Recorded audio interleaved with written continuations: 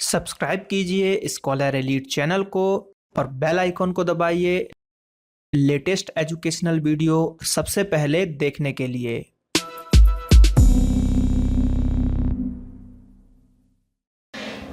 Hello दोस्तों, यहाँ पर आज आप लोगों के लिए कुछ अलग है। ये वीडियो फिजिक्स का है, एमसीक्यूज का है, क्योंकि फिजिक्स की जो डिटेल सीरीज है वो ख़त्म हो चुकी है। तो यहाँ पर मैंने सोचा कि उसके जो है एमसीक्यूज आप लोगों के सामने आने चाहिए। तो इस वीडियो में जो है मैं आपको 100 क्वेश्चन बता रहा हूँ पूरे, जो कि फिजिक्स के मोस्ट आईएमपी क्वेश्चन में से एक है, यानी कि टॉप 100 क्वेश्चन है। इनमें से एग्जाम में हर बार क्वेश्चन पूछे ही जाते हैं और पूछे जाएंगे आने वाले एग्जामों में भी हमेशा, क्योंकि इसमें सबसे जो भी इंपॉर्टेंट क्वेश्चन है उनको यहाँ पर कवर किया जा रहा है। और जो भी क्वेश्चन आए हुए हैं लगभग वो क्वेश्चन और कुछ नए क्वेश्चन भी यहाँ पर ऐड किए गए हैं। तो लगभग 100 क्वेश्चन है, लगभग क्या पूरे के पूरे 100 क्वेश्चन ही हैं यहाँ पर। तो इस वीडियो को पूरा एंड तक देखें। और वीडियो जो है इसके डिस्क्रिप्शन में नीचे टेलीग्राम की भी लिंक दी गई है, तो आप टेलीग्राम ग्रुप को ज्वाइन कर लीजिए। वहाँ पर आपको वीडियो से रिलेटेड पीडीएफ वगैरह आपको मिल जाएंगे। इस वीडियो की पीडीएफ जो है टेलीग्राम ग्रुप पे दी जाएगी और इसके नीचे भी वीडियो डिस्क्रिप्शन में लिंक अगर हो सकेगा तो वहाँ पे भी आपको लिंक मिल जाएगी। तो ज़्यादा से ज़्यादा लोग टेलीग्राम ग्रुप और चैनल को ज्वाइन कर लीजिए। 2 लिंक दी गई होंगी, एक ग्रुप की और एक चैनल की, तो दोनों को ज्वाइन आपको करना है ताकि आपको जो भी नोट्स वगैरह है पीडीएफ आपको मिल जाए। तो चलिए स्टार्ट करते हैं। ये थोड़ा लंबा वीडियो होगा क्योंकि पूरे 100 क्वेश्चन यहाँ पर समझाने हैं मुझे, तो एक रन में मैं यहाँ पर आपको बताऊंगा, तो वीडियो थोड़ा सा लंबा होगा। तो चलिए शुरू करते हैं। तो यहाँ पर आप देख सकते हैं कि क्वेश्चंस जो स्टार्ट हो गए हैं कि किस टाइप के क्वेश्चंस हैं। यहाँ पर 4 क्वेश्चंस आप स्क्रीन पर देख पा रहे होंगे। तो पहले क्वेश्चन से हम यहाँ पर शुरुआत करते हैं। पहला क्वेश्चन है हमारे पास कि निम्नलिखित में से कौन सी मात्रा जड़त्व का माप है। तो जब हमने जड़त्व पढ़ा था तो उस समय मैंने आपको बताया था कि जड़त्व का माप का अगर क्वेश्चन आता है तो आपको द्रव्यमान आंसर लगाना है। तो इसका आंसर जो हो जाएगा द्रव्यमान, इसका आंसर हो जाएगा। तो देखिए आंसर देखते हैं, इसका आंसर है सी, यानी कि द्रव्यमान। दूसरे क्वेश्चन की तरफ बढ़ते हैं। तो दूसरा क्वेश्चन है हमारे पास कि खाद्य ऊर्जा को हम किस इकाई में मापते हैं। यानी कि जो खाद्य ऊर्जा है, यानी कि खाने से जो हमको ऊर्जा मिलती है उसकी यूनिट क्या है, किस इकाई में हम उसको नापते हैं। कैलोरी, जूल, केल्विन या अर्ग, तो उसको हम कैलोरी में नापते हैं कि कितने कैलोरी हमको आवश्यकता है दिन में खाने की और ये सब चीज़ें। तो इसका आंसर हो जाएगा ऑप्शन नंबर ए। तीसरे क्वेश्चन की तरफ बढ़ते हैं। तीसरा क्वेश्चन है हमारे पास कि पदार्थ के संवेग और वेग के अनुपात से, संवेग और वेग के अनुपात से कौन सी भौतिक राशि प्राप्त की जा सकती है। किस किस से, संवेग और वेग, इनके अनुपात से कौन सी राशि प्राप्त की जा सकती है। तो देखिए संवेग में क्या होता है, मास होता है, ठीक है, और वेग में क्या होता है, वेग में भी आपका एक्सीलरेशन वगैरह होता है। तो जब आप इनका अनुपात निकालोगे तो इससे आपको जो बचेगा वो सिर्फ बचेगा आपका द्रव्यमान। क्या बचेगा, द्रव्यमान बचेगा। तो इससे जो है आप द्रव्यमान को निकाल सकते हो। तो इसका आंसर हो जाएगा सी। चौथे क्वेश्चन की तरफ बढ़ते हैं। अगला क्वेश्चन है जो हमारा कि चलती हुई बस अचानक ब्रेक लगाती है तो उसमें बैठे यात्री आगे की ओर गिर जाते हैं या झुक जाते हैं, और इसको किसके द्वारा समझाया जा सकता है। तो ये क्वेश्चन हमने देखिए पढ़ा था जब हमने जड़त्व का नियम पढ़ा था, यानी कि गति वाला, मोशन वाला वीडियो देखा था आपने फिजिक्स का, एनसीईआरटी बेस्ड। तो उसमें न्यूटन का जो नियम हमने बताए थे, न्यूटन के कितने नियम बताए थे, न्यूटन साहब के 3 नियम मैंने बताए थे, पहला, दूसरा और तीसरा। तो पहला नियम जो था वो था आपका जड़त्व का नियम। किसका नियम था, वो था जड़त्व का नियम। तो उसमें मैंने आपको बताया था कि जड़त्व 2 प्रकार के होते हैं, एक गतिमान अवस्था का जड़त्व और एक स्थिर अवस्था का जड़त्व, है ना। तो ये जड़त्व कौन सा हो गया, ये गतिमान वाला हो गया। इसका आंसर जाएगा बी, यानी कि पहला नियम। तो इसमें क्या तो लेकिन था कि अब इसमें गतिमान वाला कि भाई कोई वस्तु जा रही है जा रही है जा रही है, तो जब, है ना, अब अचानक से ब्रेक लग गया तो लेकिन वस्तु जो थी, यानी कि जैसे मान लीजिए सीट पे कोई यात्री बैठा है तो नीचे वाला हिस्सा तो उसके बस के टच में था तो वो तो रुक गया, लेकिन ऊपर वाला हिस्सा हवा में था तो वो गतिमान ही रहा, इसलिए व्यक्ति आगे की ओर झुक गया। तो इसका आंसर जो होगा बी वाला होगा। और न्यूटन का दूसरा नियम संवेग संरक्षण, और तीसरा नियम आपको पता है क्रिया के प्रति जो है विपरीत प्रतिक्रिया होती है। तो इसका आंसर जो हो जाएगा बी वाला हो जाएगा। बढ़ते हैं अगले क्वेश्चन की तरफ, जो कि है 5वें नंबर का क्वेश्चन हमारा कि समुद्र में पल्लवन करते, ठीक है, आइसबर्ग का कितना भाग समुद्र की सतह से ऊपर रहता है। ठीक है, तैरते हुए मतलब बर्फ की बात की जा रही है, आइसबर्ग की बात की जा रही है। तो कितना भाग समुद्र के ऊपर रहता है या पानी के ऊपर रहता है? तो इसका आंसर जो है बी 1/10। 1/10 भाग ऊपर रहता है और 9/10 भाग डूबा रहता है। तो दोनों क्वेश्चन यहाँ पर पूछे जाते हैं कि पानी के अंदर कितना रहता है, तो पानी के अंदर रहेगा 9/10, और पानी के ऊपर कितना रहता है, तो पानी के ऊपर रहता है आपका 1/10। तो आंसर हो जाएगा बी। अगला है हमारे पास क्वेश्चन कि हम दलदली सड़कों पर क्यों फिसल जाते हैं, यानी कि कोई दलदली है, कीचड़ बड़ी जगह है, तो वहां पर हम फिसल क्यों जाते हैं? गुरुत्वाकर्षण बल, आपेक्षिक वेग, घर्षण की अधिकता या घर्षण की कमी? तो मेनली जो है घर्षण की कमी। अगर घर्षण कहीं पे कम हो जाता है तो वो फिसलन भरी जगह हो जाएगी और वहां पर हम सही से चल नहीं पाएंगे। हम चल पाते हैं वो घर्षण के कारण ही यहाँ पर चल पाते हैं। तो इसका आंसर हो जाएगा सी वाला। 7वें नंबर का क्वेश्चन है हमारे पास कि प्रकाश वोल्टीय सेल के प्रयोग से सौर ऊर्जा का रूपांतरण करने में निम्नलिखित में से किसका उत्पादन होता है? प्रकाश वोल्टीय सेल का प्रयोग किया सौर ऊर्जा के लिए। ठीक है, अब सौर ऊर्जा को रूपांतरित कर दिया, किस में करेंगे सौर ऊर्जा को? प्रकाशीय ऊर्जा में या फिर ऊष्मीय ऊर्जा में, यांत्रिक ऊर्जा में या फिर विद्युत ऊर्जा में? तो इसका आंसर है आपका ए, प्रकाशीय ऊर्जा में। ठीक है, क्योंकि प्रकाश वोल्टीय सेल का ही प्रयोग किया जा रहा था।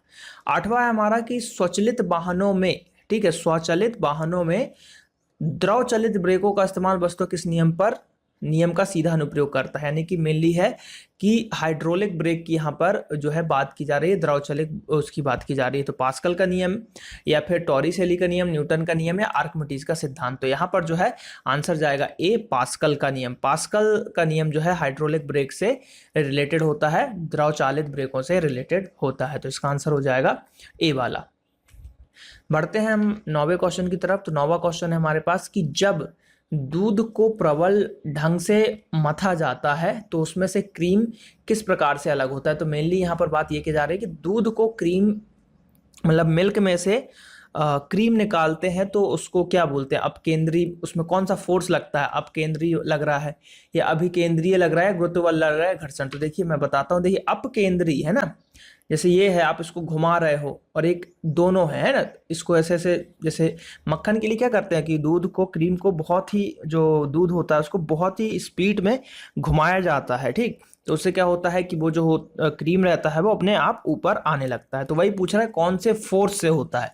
तो वो होता है आपका अपकेंद्री बल से। कौन सा? अपकेंद्री। तो ये आपको याद करना है कि एक अपकेंद्री होता है और एक अभिकेंद्री, दो बल जो लगते हैं घूर्णी गति में। ठीक है, कौन सी गति में? घूर्णी गति में ये दो बल कार्य करते हैं। अगले क्वेश्चन की तरफ बढ़ते हैं, 10वें नंबर का। जेट इंजन किसके संरक्षण, ठीक है, जेट इंजन किसके संरक्षण के सिद्धांत पर कार्य करता है? ऊर्जा के, रैखिक संवेग के, द्रव्यमान के या कोणीय संवेग के? तो इसके आंसर की बात करें तो जेट इंजन जो होता है वो आपका रैखिक संवेग संरक्षण के नियम पर कार्य करता है। अगला क्वेश्चन है 11वें नंबर का कि पृथ्वी के गुरुत्वाकर्षण का कितना भाग चंद्रमा के गुरुत्वाकर्षण के सबसे नजदीक है? तो चंद्रमा की बात करें तो इसका आंसर जाएगा सी, 1/6। देखिए कुछ भी ऐसा घुमा के भी क्वेश्चन पूछे, चंद्रमा पे गुरुत्वाकर्षण की बात आए तो 1/6। अगर पृथ्वी पे आपका 60 किलो वजन है तो चंद्रमा पे 1/6 यानी कि आपका 10 kg वजन वहां पर रह जाएगा। ऐसा भी क्वेश्चन पूछा जा चुका है आपके एग्जामों में। 12वें नंबर के क्वेश्चन की बात करें तो इसमें क्या है कि किसी तुल्यकारी उपग्रह की पृथ्वी सतह से ऊंचाई लगभग कितनी होती है? तो ये होती है आपकी 36,000 किलोमीटर। कितनी होती है? 36,000 किलोमीटर। मोस्ट आईएमपी क्वेश्चन ये तो एसएससी, रेलवे, व्यापम, ठीक है, व्यापम और भी जो भी एग्जाम होते हैं इनके फेवरेट क्वेश्चनों में से एक है ये फिजिक्स का। मतलब इसके बिना तो समझ लो पेपर बनता ही नहीं है फिजिक्स में। बहुत से क्वेश्चन ऐसे दिए जाते हैं, ये वाला क्वेश्चन बहुत ही फेवरेट क्वेश्चन है एग्जाम जो भी कंडक्ट कराते हैं। चलिए 13वें क्वेश्चन की तरफ बढ़ते हैं। तो 13वें नंबर का जो क्वेश्चन है हमारे पास वो है कि वर्षा की बूंद का आकार गोलाकार किस कारण से होता है? तो वर्षा की बूंद जब ऊपर से गिरती है तो वो कुछ इस टाइप की हो जाती है, नीचे आते हैं, तो वो मेनली पृष्ठ तनाव के कारण होती है। तो उसका सरफेस टेंशन के कारण यहाँ पर होता है। तो इसका आंसर हो जाएगा बी। अगला क्वेश्चन है हमारे पास कि महान वैज्ञानिक आर्किमिडीज है ना, किस देश से संबंधित थे जिन्होंने आर्किमिडीज सिद्धांत दिया था? तैरने का सिद्धांत भी इन्हीं का है कि पानी में आप जो तैरते हो तो वो इन्हीं के द्वारा यहाँ पर दिया गया था। तो ये किस देश से संबंधित थे? तो ये ग्रीस से संबंधित थे। ये आपको यहाँ पर याद रखना है, ग्रीस इसका आंसर हो जाएगा डी वाला। अब 15वें नंबर का क्वेश्चन है कि पानी के एक गिलास में एक बर्फ का टुकड़ा तैर रहा है और जब बर्फ पिघलती है तो पानी के स्तर पर क्या प्रभाव पड़ेगा। यानी कि देखिए ये गिलास है, ये इसमें पानी भरा था और इसमें यहाँ पर एक बर्फ का टुकड़ा तैर रहा था। बर्फ पिघलेगा तो क्या होगा। कई लोग लगाते हैं कि पानी का स्तर बढ़ जाएगा, पानी बाहर गिर जाएगा, ऐसा नहीं है। इसका आंसर है उतना ही रहेगा। क्यों? क्योंकि भाई बर्फ जो था जैसे ही आपने इसमें रखा तो उतना पानी उसने अपने आप उसको ऊपर कर दिया जितना वो नीचे गया। 1/10 भाग जो उसका ऊपर था और 9/10 भाग जो उसका डूबा हुआ था, तो उतना पानी ऊपर की। अब जैसे जैसे पिघला तो पानी अपने लेवल में आ गया, तो उतना ही रहेगा, ना स्तर बढ़ेगा और ना ही स्तर घटेगा। तो इसका आंसर जो है सी। अब बात करते हैं यहाँ पर हम 16वें नंबर के प्रश्न की। तो 16वें नंबर का प्रश्न है हमारे पास कि गुरुत्वाकर्षण के सार्वभौमिक नियम का प्रतिपादन किसने किया था। गुरुत्वाकर्षण के सार्वभौमिक नियम का, तो इसका आंसर जाएगा आपका ए वाला न्यूटन साहब ने जो है नियम ये सब बताए हुए थे।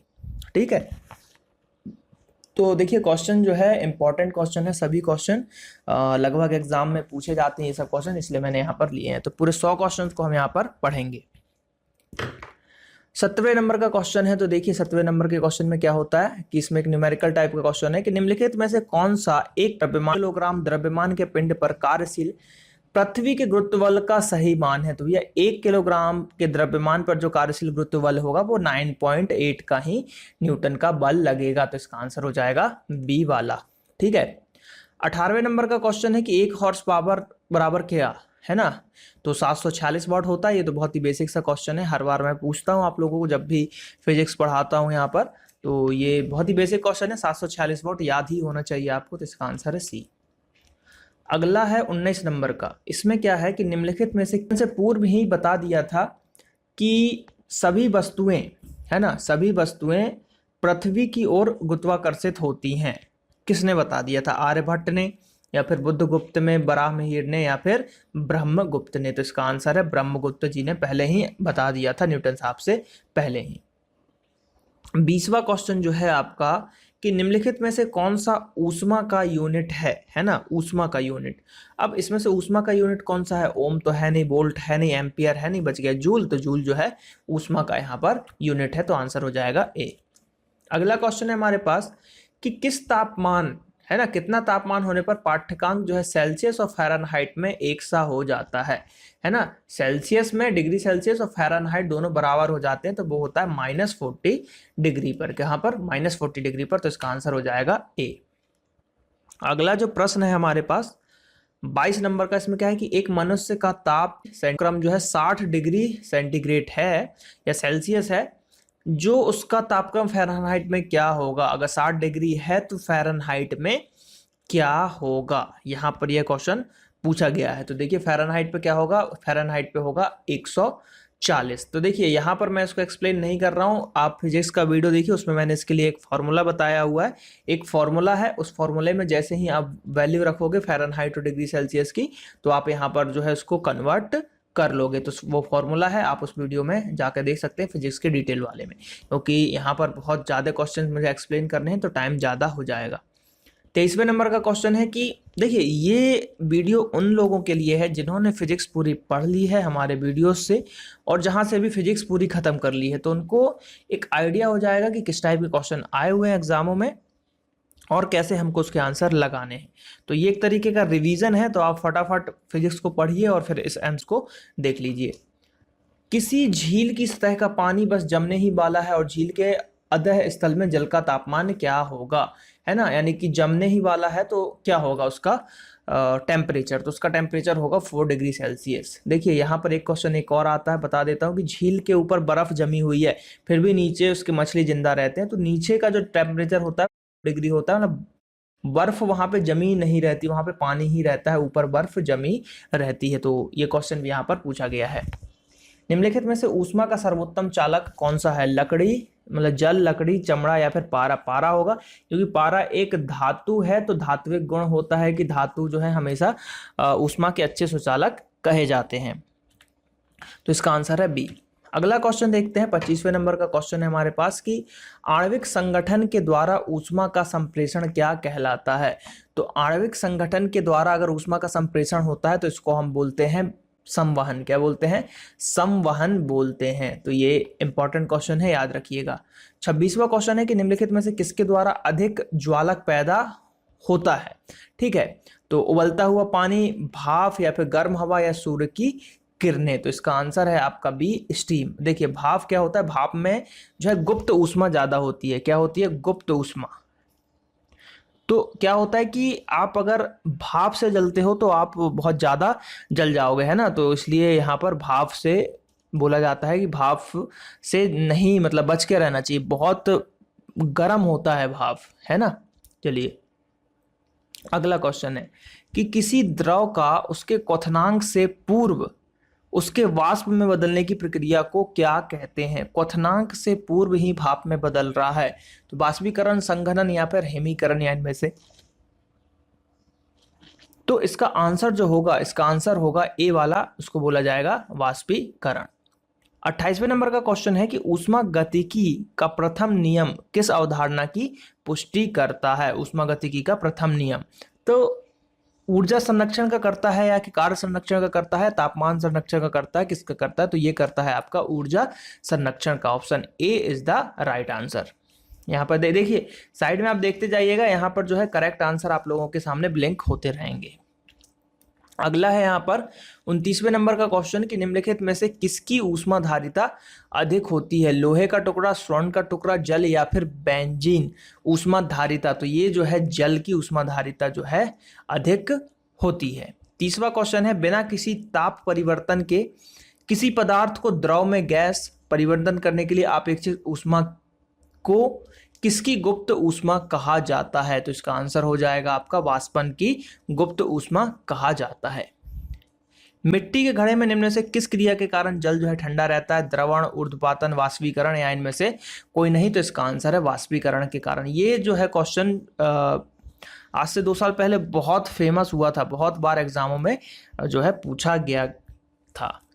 जैसे आप रेलवे का एग्जाम प्रीवियस ईयर क्वेश्चन देखोगे तो इसमें आपको ये क्वेश्चन जरूर मिलेगा। ये मिट्टी के घड़े वाला उस समय बहुत ही फेमस हुआ था, पता नहीं हर एग्जाम में ये क्वेश्चन पूछा जा रहा था। 32वां है शिकर परभक्षियों या बाधाओं का पता लगाने के लिए चमगादड़ अथवा डॉल्फिन किस परिघटना का जो है यहाँ पर प्रयोग करते हैं। ध्वनि का अपवर्तन, ध्वनि का प्रकीर्णन, और जो है विषमतों का बनना, या फिर प्रतिध्वनि का निर्धारण। तो देखिए मैंने जब पढ़ाया था आपको तो मैंने ये बताया था कि डॉल्फिन और चमगादड़ जो है ये क्या करते हैं, अल्ट्रासोनिक वेव्स का यूज करते हैं। किसका वेव यूज करते हैं, मेनली अल्ट्रासोनिक वेव्स का यहाँ पर यूज करते हैं। तो वो कौन सी प्रक्रिया होती है, तो वो होती है भैया आपका प्रतिध्वनि का निर्धारण। वही कि इन्होंने अल्ट्रासोनिक भेजा, वो टकरा के उनके पास वापस आती है, उससे अनुमान लगाते हैं कि कोई वस्तु उनसे कितनी दूरी पर है। तो यही टेक्निक कहलाती है सोनार। सोनार में भी अल्ट्रासोनिक वेव्स का यूज करके समुद्र में डूबी हुई वस्तुओं का पता लगाया जाता है। तो एक क्वेश्चन यहां से यह भी बनता है। तो इसका आंसर जो हो जाएगा, इसका आंसर होगा डी वाला। अगला क्वेश्चन है जो कि 33 नंबर का क्वेश्चन है। इसमें क्या है कि लगभग जो आपका यहाँ पर 20 डिग्री सेल्सियस तापक्रम पर किसी माध्यम में ध्वनि की गति अधिकतम होगी, है ना। यानी कि 20 डिग्री का अगर तापमान है यहाँ पर, तो इनमें से जो ऑप्शन है आपका हवा, पानी, ग्रेनाइट और लोहा, तो किसमें जो है ध्वनि आपकी तेज बढ़ेगी, है ना। यानी कि टेम्परेचर बढ़ाते जा रहे हो तो ध्वनि जो है तेज बढ़ेगी या कम घटेगी, किसमें होगा। तो इसका जो आंसर जाएगा, आंसर जाएगा आपका लोहा। लोहा यानी कि धातु, धातु है, लोहे को गर्म किया तो उसमें जो है ध्वनि की मात्रा, वैसे भी हमने ये पढ़ा हुआ है कि ध्वनि जो है सबसे ज़्यादा तेज किस में चलती है, ठोस में चलती है। अब ठोस में और उसको ऊष्मा दे रहे हो तो और उसकी जो है गति अधिकतम यहाँ पर रहेगी। मेनली आपको बस ठोस याद रखना है, और ठोस में भी धातु है। तो देखिए हवा में तो 332 होता है, 332 मीटर पर सेकेंड होता है। पानी का भी मैंने आपको बताया था, है ना, और लोहे का भी मैंने आपको बताया हुआ है। अगर यहाँ पर लोहे की जगह Al होता, एल्यूमिनियम होता, तो इसका आंसर क्या लगाते आप, एल्यूमिनियम लगाते। या लोहे की जगह कांच भी होता तो भी आप जो है इसका ऐसा करके आंसर। तो ऑप्शन देखना है आपको कि ऑप्शन आपको कैसे कैसे मिल रहे हैं। तो फिजिक्स का जिन्होंने डिटेल वीडियो अभी तक नहीं देखा है तो वो कृपया डिटेल वीडियो देख लीजिए, क्योंकि मैंने वहां पर डिटेल में आपको सब कुछ एक्सप्लेन किया हुआ है। 34 निम्नलिखित में से कौन सा एक वायु में ध्वनि तरंगों द्वारा उत्पादित नहीं होता है। ध्वनि तरंगों के द्वारा उत्पादित नहीं होता है। क्या ध्रुवण, विवर्तन, अपवर्तन या फिर परावर्तन। तो ध्वनि तरंगों के द्वारा जो है यहाँ पर ध्रुवन नहीं होता है। तो इसका आंसर हो जाएगा ए 35 नंबर का क्वेश्चन। ध्वनि तरंगे किसके कारण प्रतिध्वनि उत्पन्न करती हैं? अपवर्तन, परावर्तन या फिर विवर्तन। तो ये जो होता है सी यानी कि परावर्तन के कारण प्रतिध्वनि यहाँ पर उत्पन्न होती। वही चीज आप यहाँ पे कोई ऑब्जेक्ट है, आपने उसको किया तो टकरा के वापस आई, तो उसी को हम यहाँ पर प्रतिध्वनि बोल रहे हैं। पास आती हुई रेलगाड़ी की सीटी की आवृत्ति या तीक्ष्णता बढ़ती जाती है, ऐसा किस घटना के कारण होता है? तो ये हमने डॉपलर प्रभाव के कारण है। हमने जाना था डॉपलर प्रभाव में कि अगर कोई वस्तु आवाज करती हुई आपके पास आती है तो उसकी आपको आवृत्ति बढ़ती हुई सुनाई देगी यहाँ पर अगर आप खड़े हो, और अगर यहीं से वो दूर जा रही है तो वो आपको कम होती हुई प्रतीत होगी। तो इसी को बोलते हैं डॉपलर इफेक्ट। तो इसका आंसर है बी डॉपलर प्रभाव।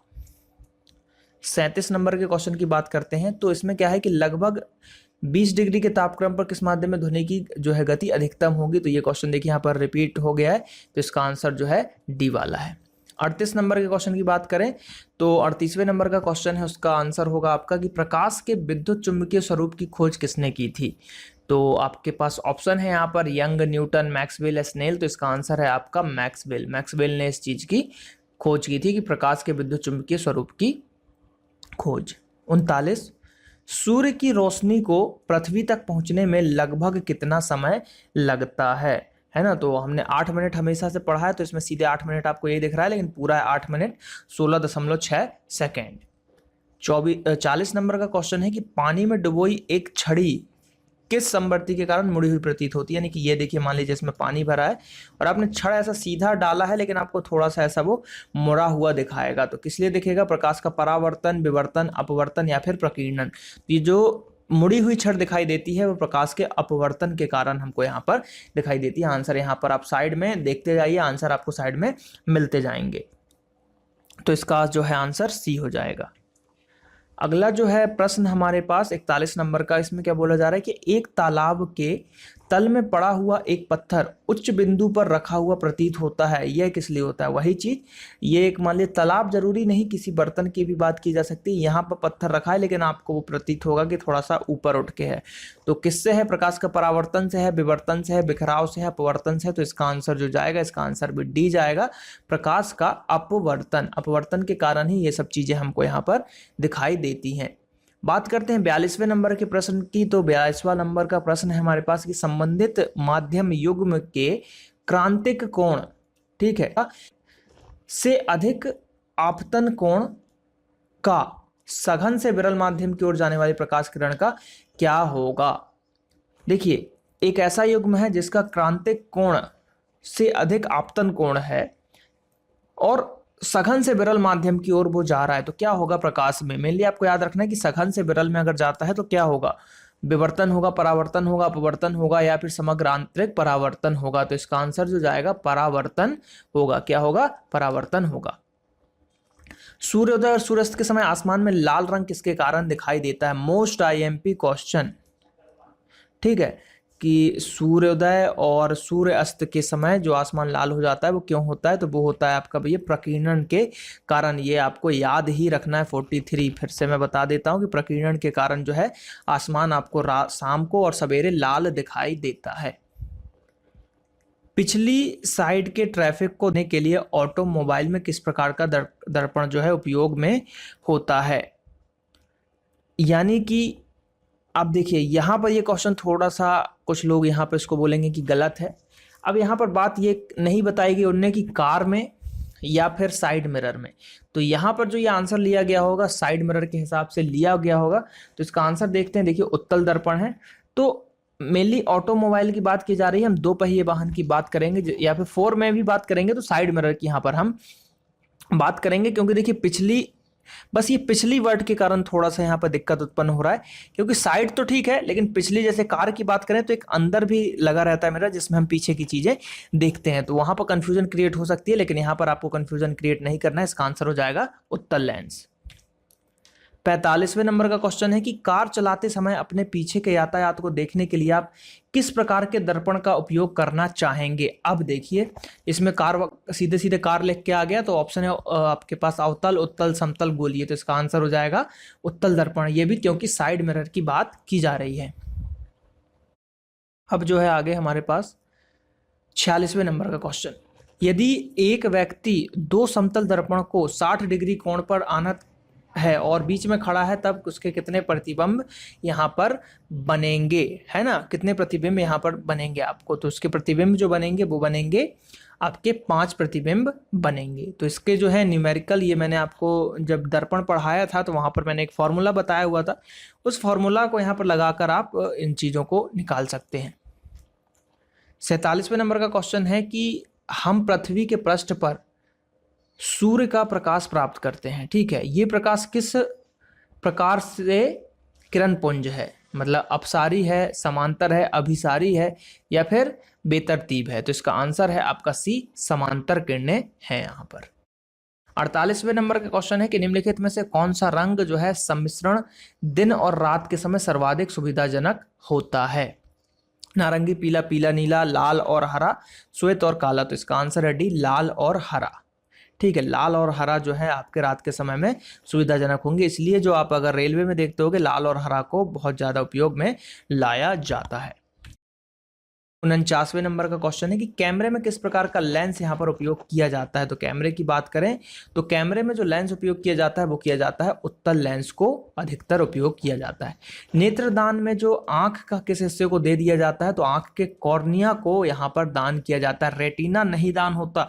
सब लोग गलत लगा देते हैं, रेटिना रेटिना रेटिना बिल्कुल सही आंसर नहीं है। नेत्रदान में जो है कॉर्निया को यहाँ पर दान कर दिया जाता है, तो ये आपको यहाँ पर याद रखना है। तो इसका आंसर हो जाएगा ए। 51 नंबर का क्वेश्चन है, उसमें क्या बोला जा रहा है कि एक आदमी 10 मीटर से अधिक दूरी की वस्तु को स्पष्ट नहीं देख पाता, तो उसे कौन सा दृष्टि दोष है। यानी कि 10 मीटर की दूरी से अधिक दूरी, यानी कि उसको दूर की चीज नहीं दिखाई दे रही। तो मैंने आपको बताया था, दो दोष पढ़े थे हमने आंख वाले में, निकट दृष्टि दोष और दूर दृष्टि दोष। और निकट दृष्टि दोष में हमको दूर की चीजें दिखाई नहीं दे रही थी और दूर वाले में हमको निकट की नहीं दिखाई दे रही थी, और निकट वाले को ही हम क्या बोलते थे, मायोपिया भी बोलते थे। तो यहाँ पर क्या बोला जा रहा है कि 10 मीटर से अधिक नहीं दिखाई दे रहा है ना, 10 मीटर से दूर नहीं दिखाई दे रहा है, तो उसको हम क्या बोलेंगे, मायोपिया बोलेंगे, क्योंकि उसको दूर की चीज नहीं दिखाई दे रही है। दूर की चीज नहीं दिखाई दे रही यानी निकट दृष्टि दोष, यानी कि मायोपिया। तो इसका आंसर हो जाएगा सी, मायोपिया।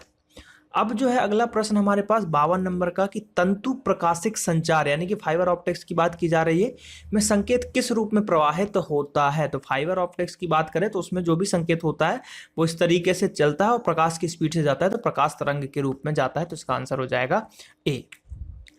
अब 53 नंबर का क्वेश्चन है कि निकट दृष्टि दोष यानी कि मायोपिया दूर को यानी कि दूर करने के लिए कौन से लेंस का उपयोग किया जाता है। तो ये भी मैंने आपको बताया हुआ था। इसका आंसर है बी, कॉनकेव, ठीक है, कॉनकेव। तो इसका मतलब अवतल, अवतल दर्पण का यहां पर यूज किया जाता है। तो आंसर है बी। 54वें नंबर का क्वेश्चन है यहाँ पर कि निम्नलिखित तिथियों में से किसमें दोपहर की छाया सबसे छोटी बनती है। तो भैया 21 जून को सबसे बड़ा दिन होता है, तो उस दिन जो है सबसे छाया आपकी छोटी बनेगी। तो आंसर हो जाएगा सी। अब जो है अविंदुका का दोष दूर करने के लिए निम्नलिखित में से किस लेंस का प्रयोग यहाँ पर किया जाता है, ठीक है। तो यहाँ पर जो लेंस यूज होगा वो होगा आपका सिलेंड्रिकल यानी कि आपका बेलनाकार, ठीक है, बेलनाकार लेंस का यूज किया जाएगा। तो इसके बारे में भी, इस जो दोष है इसके बारे में भी हमने यहाँ पर पढ़ाया हुआ है आपको। और एक जरा दृष्टि दोष के भी आता है कि जरा दृष्टि दोष क्या होता है, उसमें दोनों जो है दूर और पास की चीजें नहीं दिखाई जाती, तो उनको द्विफोकस लेंस का भी उपयोग किया जाता है। तो ये भी आपको याद रखना है। 56 नंबर का क्वेश्चन है कि निम्नलिखित में से कौन सर्वोत्तम विद्युत चालक है, तांबा, एल्यूमिनियम, लोहा, चांदी। तो इसका आंसर है चांदी। चांदी जो है बहुत अच्छा चालक है इनमें से, तो आंसर हो जाएगा डी। अगला है 57 नंबर का क्वेश्चन यानी कि 57। कैंडिला हमने ज्योति तीव्रता का पढ़ा था, मोल हो गया पदार्थ की इकाई, उसके बाद अर्ग और केल्विन। तो इसके आंसर की बात करें तो आंसर है आपका डी, अर्ग। ओम का नियम क्या परिभाषित करता है, प्रतिरोध, केवल वोल्टता और केवल धारा, धारा और वोल्टता दोनों। तो ओम का नियम जो है धारा और वोल्टता दोनों को यहाँ पर बताता है। बिजली के बल्ब का फिलामेंट किसका बना होता है? तो टंगस्टन का बना होता है। टंगस्टन का क्यों बना होता है? क्योंकि इसका जो मेल्टिंग पॉइंट होता है वो बहुत अधिक होता है। तो ये चीज भी आपको याद रखना है। तड़ित चालक का आविष्कार किसने किया था भैया? तो बेंजामिन फ्रैंकलिन जो थे उन्होंने तड़ित चालक की खोज की थी। तो ये देखिए जो क्वेश्चन है ये सभी एग्जामों में पूछे गए हैं और आने वाले एग्जामों में भी पूछे जाएंगे। फिजिक्स के यही क्वेश्चन है जो बार बार रिपीट किए जाते हैं, वो मैं यहाँ पर आपको बता रहा हूँ। तो ये टॉप 100 क्वेश्चन की सीरीज है, तो ज़्यादा से ज़्यादा इस वीडियो को शेयर कीजिएगा और देखिएगा और लाइक करके बताइएगा कि ऐसे ही टॉप 100 की और वीडियोस चाहिए क्या। जैसे फिजिक्स है तो अभी मैं केमिस्ट्री, हिस्ट्री, जियोग्राफी सभी के टॉप 100 क्वेश्चन पे वर्क करूंगा आप लोगों के लिए। अब बात करते हैं 61 नंबर के क्वेश्चन की, यानी कि जो 61 नंबर का क्वेश्चन है। इसमें क्या होगा? सामान्यतः प्रयोग में लाई जाने वाली प्रदीप्ति ट्यूबलाइट पर निम्नलिखित में से कौन सा अंकित होता है? ठीक है, यानी कि जो ट्यूबलाइट होता है उस पर नॉर्मल क्या लिखा होता है ना, 220 के, 273 के, 65, 100 के या फिर 9000 के। तो इसके आंसर की बात करें तो इसका आंसर हो जाएगा सी 65 के। एकीकृत परिपथ में प्रयुक्त अर्धचालक चिप निम्न में से किसकी बनी होती है? तो भैया अर्धचालक चिप जो बनी होती है वो सिलिकॉन की बनी होती है, तो सभी को पता ही है। यदि किसी प्रारूपी पदार्थ का वैद्युत प्रतिरोध गिरकर शून्य हो जाए तो उस पदार्थ को क्या कहेंगे? चालक, अतिचालक या फिर रोधी अर्धचालक क्या कहेंगे? तो उसको हम बोलेंगे अतिचालक बोलेंगे। ठीक है। स्थिर वैद्युत अवक्षेपित का प्रयोग निम्न में से किसे नियंत्रित करने के लिए किया जाता है? रासायनिक प्रदूषक, जल प्रदूषक, वायु प्रदूषक या रेडियो सक्रिय प्रदूषक? तो इसका आंसर है आपका वायु प्रदूषक में इसका यूज किया जाता है उसको नियंत्रित करने के लिए। 65 नंबर का क्वेश्चन है, निम्नलिखित में से कौन सा एक प्रकृति में अनुचुंबकीय है? ठीक है, अनुचुंबकीय की बात करें तो अनुचुंबकीय है आपका ऑक्सीजन। ये क्वेश्चन जो है रेलवे में NTPC 2016-17 में पूछा गया था, लगभग 2 से 3 शिफ्टों में पूछा गया था। तो ये आपको याद रखना है क्योंकि उस समय लोगों ने जो है इसका आंसर हाइड्रोजन, बहुत सारे लोगों ने हाइड्रोजन लगाया था। मेरे स्टूडेंट्स हैं उन्होंने मेरे से बताया था, इसलिए मुझे ये क्वेश्चन यहाँ पर याद आ गया तो मैंने आपको बताया। तो इसका आंसर है ऑक्सीजन। 66वें नंबर के बात करें कि पृथ्वी एक बहुत बड़ा चुंबक है और इसका चुंबकीय क्षेत्र किस दिशा में विस्तृत होता है? तो दक्षिण से उत्तर की ओर विस्तृत होता है। तो आंसर हो जाएगा डी। जिस तत्व में परमाणु में 2 प्रोटॉन को, मतलब 2 प्रोटॉन, 2 न्यूट्रॉन और 2 इलेक्ट्रॉन हो, उस तत्व का द्रव्यमान संख्या कितना होगा? मतलब 2 आपके न्यूट्रॉन भी हैं, 2 आपके इलेक्ट्रॉन भी हैं और 2 आपके प्रोटॉन भी हैं, तो उसका द्रव्यमान संख्या क्या होगा? तो द्रव्यमान संख्या जो होता है आपका वो क्या होता है? न्यूट्रॉन और प्रोटॉन जितने होते हैं वो द्रव्यमान संख्या कहलाता है। तो इसका आंसर हो जाएगा 4, क्योंकि केंद्रक में होते हैं न्यूट्रॉन और प्रोटॉन और वही उसका द्रव्यमान संख्या होता है। तो 2 + 2 = 4 यहाँ पर आंसर हो जाएगा। तो इसका जो आंसर है वो है 4। 68वें नंबर के क्वेश्चन की बात करें, परमाणु जिनमें प्रोटॉनों की संख्या समान परंतु न्यूट्रॉनों की संख्या भिन्न भिन्न होती है क्या कहलाते हैं? जिसमें प्रोटॉनों की संख्या बराबर है लेकिन न्यूट्रॉनों की संख्या बराबर नहीं है, तो वो क्या कहलाएगा? समदाबिक कहलाएगा, समावयवी कहलाएगा, समस्थानिक कहलाएगा, सम न्यूट्रॉनिक कहलाएगा? तो उसका आंसर है आपका डी, सम स्थानिक कहलाएगा वो। ठीक है, देखिए समदाबिक था नहीं, सम न्यूट्रॉनिक हो नहीं सकता था क्योंकि न्यूट्रॉन तो बराबर है नहीं। बच गया क्या? समस्थानिक। इस तरीके से भी आप ऑप्शन को टिक कर सकते हो आंसर में। अब बात करते हैं 69वें क्वेश्चन की। तो इसमें क्या है कि नाभिकीय रिएक्टर के निर्माण में निम्नलिखित में से कौन सा एक अनिवार्य है? कोबाल्ट, जर्कोनियम है, नॉट जर्मेनियम, जर्कोनियम, निकेल या टंगस्टन? तो इसका आंसर है आपका सी, जर्कोनियम। ठीक है, देखिए कुछ अजीब सा मिले तो वही, देखिए एक एग्जाम में जो तुक्का लगाते हैं लोग, तो लगाना नहीं है आपको, लेकिन मैं बता रहा हूँ कि इसका ट्रिक क्या होता है। कुछ ऐसे क्वेश्चन आते हैं जिसमें आपको एक ऑप्शन अजीब सा दिखेगा, बिल्कुल अलग, जो आपने सुना नहीं होगा। अधिकतर 90% आंसर वही होता है, वही लगे। जैसे इसमें देखिए कोबाल्ट सबने सुना है, निकेल सबने सुना है, टंगस्टन सब ही सुनते हैं, लेकिन जर्कोन थोड़ा सा अलग था कि यार ये क्या है। तो ऐसे आंसर होते हैं। तो इसका आंसर क्या हो जाएगा? आंसर हो जाएगा यहाँ पर सी। ठीक है, चलो अब बात करते हैं हम 70वें नंबर की क्वेश्चन की। तो उसमें क्या है कि पृथ्वी की आयु का निर्धारण निम्न में से किस विधि द्वारा किया जाता है? कार्बन डेटिंग, जैव तकनीकी, जैव घड़ी विधि या यूरेनियम विधि? तो पृथ्वी की आयु की बात की जा रही है तो यूरेनियम डेटिंग से हम पृथ्वी की आयु यहाँ पर निकालते हैं, क्योंकि पृथ्वी की आयु है इसलिए uranium dating, carbon dating answer नहीं होगा, सब लोग कार्बन ही लगाते हैं तो ये गलत है, पृथ्वी यूरेनियम डेटिंग। 71वें नंबर का क्वेश्चन है कि कूलिज नालिका का प्रयोग क्या उत्पन्न करने के लिए किया जाता है? रेडियो तरंग, एक्स किरणें, गामा किरणें या सूक्ष्म तरंगे? तो इसका आंसर है आपका सी, एक्स किरणों का यहां पर करने के लिए यूज होता है। 42वें नंबर के क्वेश्चन की बात करें कि निम्न में से कौन सा धातु अर्धचालक की तरह ट्रांजिस्टर में प्रयोग होता है? तांबा, ग्रेफाइट, चांदी या जर्मेनियम? तो इसका आंसर है जर्मेनियम, क्योंकि जर्मेनियम जो है अर्धचालक के रूप में यूज किया जाता है। अब बात करते हैं हम यहाँ पर 73वें नंबर के क्वेश्चन की। तो विद्युत, ठीक है, विद्युत उत्पन्न करने के लिए कौन सी धातु का उपयोग किया जाता है? यूरेनियम, तांबा, एल्यूमिनियम या फिर लोहा? तो आंसर है आपका यूरेनियम, ठीक, यूरेनियम का यूज किया जाता है। न्यूनतम तापमान पैदा करने के लिए निम्नलिखित में से किस सिद्धांत का प्रयोग किया जाता है? अतिचालकता, ताप विद्युत प्रभाव, जूल केल्विन प्रभाव या रुद्धोष्म, बी चुंबकन? तो इसका आंसर है आपका ए, अतिचालकता यूज की जाती है। लॉ ऑफ फ्लोटिंग सिद्धांत किसने दिया था? तो ये मैंने आपको बताया आर्किमिडीज ने दिया था लॉ ऑफ फ्लोटिंग का सिद्धांत, पहले भी मैं इसको बता चुका हूं। 76वें नंबर का क्वेश्चन है कि इस सदी की शुरुआत में हवाई जहाज का आविष्कार किसने किया था?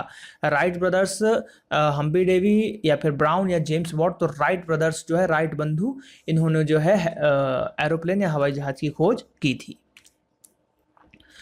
77, मेडिकल डॉक्टर्स व्यवसाय के द्वारा निम्नलिखित में किस उपकरण का उपयोग किया जाता है? एमीटर, हाइड्रोमीटर, फिर या फिर डीप सर्कल या स्टेथोस्कोप? तो ये वाला जो है चीज जिसको आला बोलते हैं हम, ठीक है, तो इसका उपयोग यहाँ पर किया जाता है। महासागर में डूबी हुई वस्तुओं की स्थिति को जानने के लिए निम्नलिखित में से किस यंत्र का यूज किया जाता है? ऑडियोमीटर, गैल्वेनोमीटर, सोनार या फिर सेक्टेंस? तो हमने बताया था सोनार टेक्निक का यूज किया जाता है, तो सोनार इसका यहाँ पर आंसर होगा। इसमें क्या एक क्वेश्चन और आता है, सोनार में हम और क्या यूज करते हैं? तो अल्ट्रासोनिक जो है वेव्स का यहाँ पर हम यूज करते हैं, पराश्रव्य ध्वनियों का यूज करते हैं। अब पराश्रव्य ध्वनियाँ क्या होती है? पराश्रव्य ध्वनियाँ भी होती है जो 20,000 हर्ट्ज से ऊपर की होती हैं, उनको हम पराश्रव्य ध्वनि कहते हैं।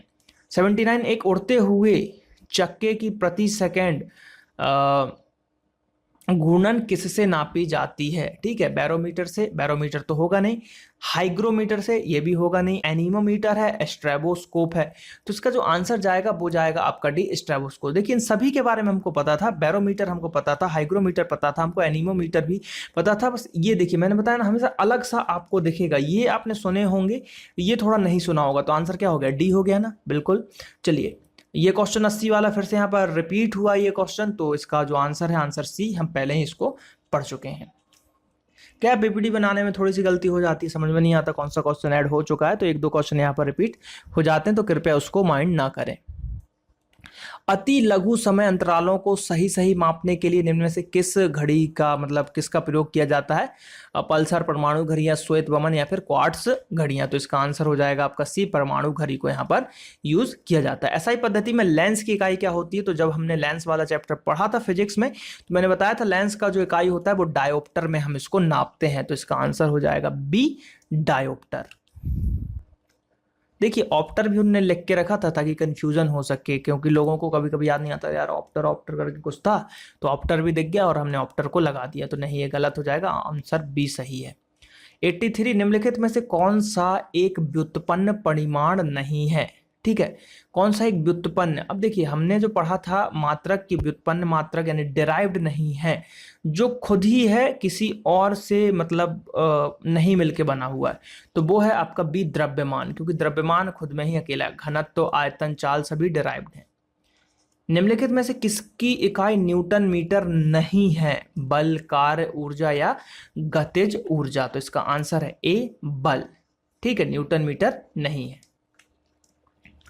अगला क्वेश्चन यानी कि 85 नंबर का क्वेश्चन है यहाँ पर, क्रिकेट की गेंद को किस कोण से मारना चाहिए ताकि वह अधिकतम दूरी जाए? तो क्रिकेट की गेंद हो चाहे कोई भी गेंद हो, पत्थर हो, आप क्षैतिज में 45 डिग्री का कोण बनाते हैं, जैसे यहाँ से यहाँ तक मान लीजिए 100 किलोमीटर है, 100 किलोमीटर नहीं 100 मीटर मान के चलिए, किलोमीटर बहुत लंबा हो जाएगा, और आपको मैक्सिमम पहुंचाना है, तो आप यहाँ से अगर 45 डिग्री का एंगल पे फेंकोगे तो वस्तु मैक्सिमम ट्रेवल करेगी हमेशा, तो ये आपको याद रखना है 45 डिग्री का कोण होना चाहिए। 86 नंबर के क्वेश्चन की बात करें तो 86 नंबर का क्वेश्चन है कि निम्नलिखित द्रवों में कौन सा ऊष्मा का बहुत अच्छा चालक है, पारा, ईथर, बेंजीन या फिर पानी। तो इसका आंसर है पारा, क्योंकि ये एक धातु है और धातु ऊष्मा का अच्छा संचालक होता है। 87 किस बिंदु पर फ़ारेनहाइट तापक्रम सेंटीग्रेड तापमान का दुगना होता है, ना कि ये पूछा गया है कि बराबर होता है। तो वो जो फॉर्मूला मैंने बताया हुआ है, वीडियो देखिए, फॉर्मूला को याद कीजिए और आंसर लगाइए। तो इसका आंसर मैं आपको बताता हूँ, इसका आंसर होगा डी, 160 फ़ारेनहाइट पे ये एक दूसरे का दुगना होगा। सेल्सियस में माप का कौन सा तापक्रम 300 के बराबर होता है, तो वो होता है आपका बी, 27 डिग्री सेल्सियस। 89 नंबर का क्वेश्चन देखते हैं कि वह उपकरण है ना, वह उपकरण जो ध्वनि तरंगों की पहचान तथा ऋजु रेखण के लिए प्रयुक्त किया जाता है, कौन सी मतलब क्या कहलाता है, तो वो कहलाता है आपका बी, सोनार। ठीक है। 90 एक जैव पद्धति जिसमें पराश्रव्य ध्वनि का उपयोग किया जाता है उसको क्या बोलते हैं, सोनोग्राफी, ईसीजी या फिर ईईजी या एक्स-रे। तो इसका आंसर है आपका ए, सोनोग्राफी। देखिए सोनो नाम आ रहा है ना, सोनार में भी देखिए सोना, सोनो, तो इस तरीके से आप पराश्रव्य ध्वनियों से रिलेटेड क्वेश्चन को लगा सकते हो। वाहनों में अग्रदीपों यानी कि हेडलाइन में किस प्रकार का दर्पण जो है यूज में आता है, समतल, अवतल, परावलीय या फिर तल या उत्तर दर्पण। तो यहाँ पर आंसर है डी, परावलीय दर्पण का यहाँ पर यूज किया जाता है गाड़ियों की हेडलाइट में। ये क्वेश्चन भी इंपॉर्टेंट है। जब कोई वस्तु दो समानांतर समतल दर्पणों के बीच रखी होती है तो कितने प्रतिबिंब बनते हैं, तो वो बनते हैं अनंत। इसका आंसर हो जाएगा डी, अनंत यहाँ पर बनते हैं। 93 नंबर का क्वेश्चन है कि एक मनुष्य 1 मीटर से कम दूरी की वस्तु को स्पष्ट नहीं देख सकता, वह किस दोष से संपीड़ित है ना। अब नहीं देख पा रहा है, 1 मीटर से कम यानी कि पास की चीज नहीं दिख रही है, तो उसको क्या है, उसको है दूरदृष्टि दोष। कौन सा है, दूरदृष्टि दोष। तो इसका आंसर हो जाएगा ई, मतलब ए। 94 निम्नलिखित प्रकार के कांचों में से कौन सा एक परावैंगनी किरणों का विच्छेदन कर सकता है, सोडा कांच, जेना कांच, क्रुक्स कांच या फिर पायरेक्स कांच। तो इसका आंसर है डी, क्रुक्स कांच। ये इंपॉर्टेंट क्वेश्चन में से एक है, तो इसको वेरी IMP कर लीजिए। 95 प्रकाश की गति किसके बीच जाते हुए न्यूनतम होती है, निर्वात, वायु, जल। नंबर या कांच। तो इसका आंसर है कांच। कांच के जब निकलता है तो उसकी गति न्यूनतम हो जाती है, तो आंसर हो जाएगा ए। 96 नंबर का क्वेश्चन है कि विकिरण की कण प्रकृति की पुष्टि किसने की थी। विकिरण की कण प्रकृति की पुष्टि मतलब किससे की जाती है, किसने नहीं, किससे की जाती है। व्यतिकरण, विवर्तन, ध्रुवीकरण या प्रकाश का विद्युत प्रभाव। तो इसका आंसर है बी, प्रकाश का विद्युत प्रभाव इज द राइट आंसर। तो यहाँ पर देखिए 96 क्वेश्चन हो गए। अब 4 क्वेश्चन और है हमारे पास। ये देखिए 97 का क्वेश्चन है कि निम्नलिखित धातुओं में से कौन सा एक विद्युत का मंद चालक नहीं है। मंद चालक नहीं पूछ रहा है, सल्फर, ब्रोमीन, फास्फोरस या सिलीनियम। तो इसका आंसर है आपका बी, सिलीनियम। देखिए इसमें भी सल्फर आपने सुना होगा, ब्रोमीन आपने सुना होगा, फास्फोरस आपने सुना होगा, लेकिन सिलीनियम आपने मतलब सुना तो होगा लेकिन बहुत कम लोगों ने सुना होगा। तो आंसर क्या गया, बी गया। 98 चालक का, ठीक है, 98 में क्या है कि चालक का विद्युत प्रतिरोध, ठीक है, किसके स्वतंत्र होता है। चालक का विद्युत प्रतिरोध किसके स्वतंत्र होता है, तापमान, दाब, धैर्य या अनुप्रस्थ प्रतिच्छेदी क्षेत्र के कारण। तो इसका आंसर है आपका बी, दाब। 99 चुंबक निम्नलिखित गृह उपकरणों में से किसका अत्यावश्यक भाग है, बुलाने की घंटी, धुलाई मशीन, पंखा या उपयुक्त सभी। तो देखिए भैया सभी में जो है चुंबक का यहाँ पर उपयोग किया जाता है, तो आंसर है आपका डी। लास्ट क्वेश्चन यानी कि इस 100 टॉप 100 सीरीज का लास्ट क्वेश्चन है हमारे पास कि नाभिकीय रिएक्टर में भारी जल DTO का प्रयोग किस रूप में किया जाता है, मंदक के रूप में, प्रतिरक्षक के रूप में, नियंत्रक के रूप में या फिर शीतलक के रूप में। तो भारी जल का उपयोग किया जाता है यहाँ पर मंदक के रूप में, ठीक है।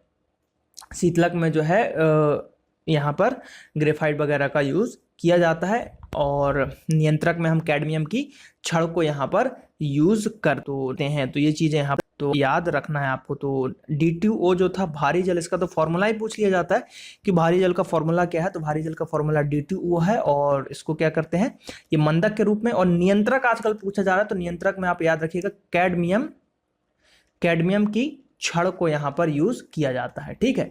तो आई होप कि ये आपको समझ में आ गया होगा। तो यहाँ पर देखिए 100 क्वेश्चन की सीरीज समाप्त होती है। यहाँ पर मैंने फिजिक्स के आपके टॉप मोस्ट आईएमपी 100 क्वेश्चन को बताए हैं, जिसमें आपके 80 क्वेश्चन तो प्रीवियस ईयर होंगे और 20 क्वेश्चन कुछ अलग क्वेश्चन हैं जो कहीं ना कहीं किसी न किसी एग्जाम में पूछे गए हैं लेकिन फ्रिक्वेंटली नहीं पूछे गए हैं। तो ये बहुत ही इंपॉर्टेंट सीरीज थी जो 100 क्वेश्चन है, आप इसको देखिए। आपके आने वाले जो भी एग्जाम होंगे, रेलवे, एसएससी, व्यापम, जो भी दे रहे हैं आप, स्टेट पीएससी, यूपीएससी, सभी में आपको यहाँ पर काम आ जाएंगे। तो ये भी फिजिक्स है, ऐसे ही मैं आपको केमिस्ट्री, जियोग्राफी, बायोलॉजी, हिस्ट्री, सभी के यहाँ पर 100 टॉप की सीरीज आपको बताऊंगा। तो वीडियोस को ज़्यादा से ज़्यादा ग्रुप कीजिए और इस वीडियो के डिस्क्रिप्शन लिंक में आपको पीडीएफ की भी मतलब डिस्क्रिप्शन में पीडीएफ की भी लिंक मिल जाएगी और टेलीग्राम ग्रुप और चैनल की लिंक मिलेगी, तो उसको भी ज़्यादा से ज़्यादा ज्वाइन कीजिए और लाइक कीजिए, कमेंट कीजिए और ज़्यादा से ज़्यादा वीडियोज़ को शेयर कीजिए। मिलते हैं हम अगला जो भी होगा केमिस्ट्री या बायोलॉजी में से कोई एक, जो कि 100 टॉप 100 में आपको पढ़ाऊंगा। तो मिलते हैं अगले वीडियो में। Thank you. जय हिंद, जय भारत।